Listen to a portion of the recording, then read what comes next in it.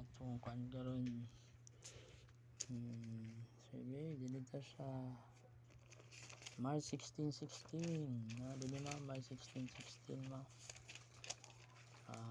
Ano din ni March 16:16. March 16:16. March 16. March 16.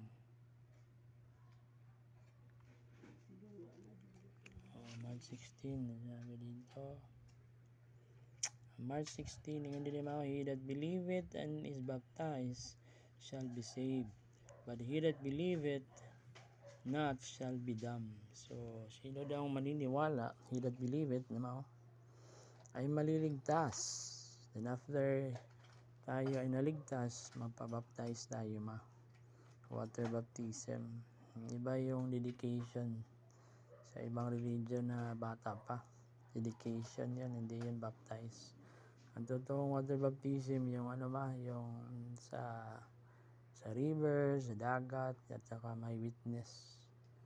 At saka sa mga believer, yung mga binabaptize, yun yung mga naniniwala kay Jesus, na si Jesus ang ating kaligtasan, si Jesus alone ang makaligtas, makaluwas sa ating kalag sa ato. Diba? Only God is Jesus, the only way to heaven.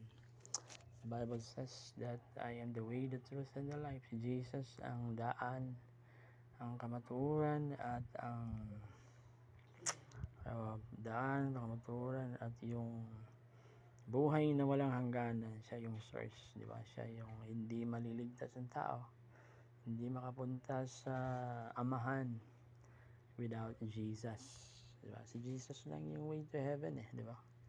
It's not the religion, it's not the good works, but it is your faith in the Lord, dahil sa grasya ng Lord, niligtas tayo. Dahil sa paniniwala natin ay maliligtas tayo, di ba? After we are saved, we are commanded to do good works para ma-please si Lord. Okay? Hindi para maligtas, kundi ma-please si Lord.